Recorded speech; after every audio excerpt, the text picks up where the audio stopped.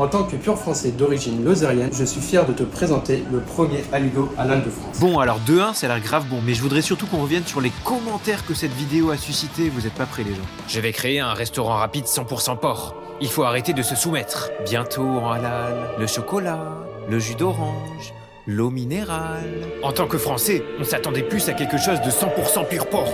Toi, tu nous proposes de la musulmanie. En fait, ces gens-là, ils en sont arrivés à un point où leur aversion pour le mélange des cultures prend le dessus sur le fait de juste profiter de la bonne bouffe. Je veux toutes les goûter. Vraiment, il n'y a aucun problème. Tous les modes de cuisson, à l'étouffer, grillé, bouilli, cru, cuit au citron, cuit au sel, fumé, séché. Non mais oui. Non mais rendez-vous compte, il y a un mec qui propose que tout le monde puisse manger de la bonne bouffe et profiter du patrimoine culinaire français, mais eux non. Ce qui les dérange, c'est qu'on puisse avoir le choix. Et à votre avis, qui a décidé d'en faire un sujet d'actualité? C'est News. Vous êtes nuls, on est tous nuls, on est de l'entre-chouette, ça. Si je vote Mélenchon, est-ce que je pourrais recommencer à manger des jambons beurre? Et alors faut voir Morandini qui fait le tour des éditorialistes de son plateau pour leur poser toujours la même question, celle qui est suspendue aux lèvres de tous les Français actuellement. Mathieu Vallée, c'est choquant l'aligot halal. L'aligot halal, c'est quelque chose qui vous choque? Laurent Saillet, c'est choquant de faire un plat traditionnel comme ça, français et une tradition française halal, ça vous choque ou pas? Oui, alors monsieur Kylian Mbappé, est-ce que ça vous choque l'aligot halal? Est-ce que vous condamnez l'aligot halal? Les musulmans, stop! Alors moi je suis choqué, voilà, vraiment je suis très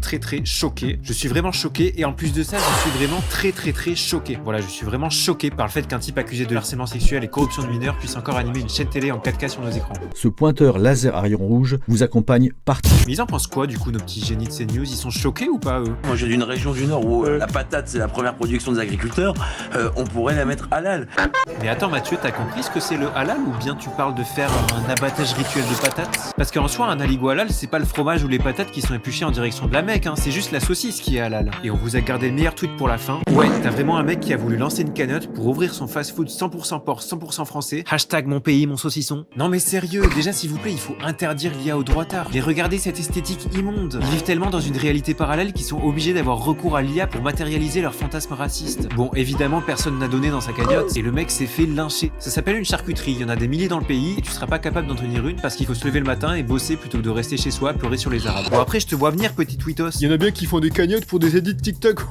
Et oui, petite parenthèse, parce que chez Glu Patate, média 100% français, 100% patate halal, on a vraiment besoin de vos dons et vous avez jusqu'au 17 décembre pour nous soutenir et nous permettre de poursuivre notre activité. Et c'est un vieux truc des droitards de s'exciter pour de la bouffe. Par exemple, à l'époque, t'avais Philippot qui avait été viré du RN officiellement pour une histoire de couscous. Et puis t'as le kebab de Hamon en 2017 qui l'a fait surnommer Bilal Hamon par les droitards. Bref, voilà ce qui vous attend avec ces demeurés. Un commissaire politique directement dans votre cuisine pour bien regarder si vous avez de la cochonaille dans votre frigo ou dans votre resto. Et aussi j'ai mangé un kebab à C'est un Budapest. kebab.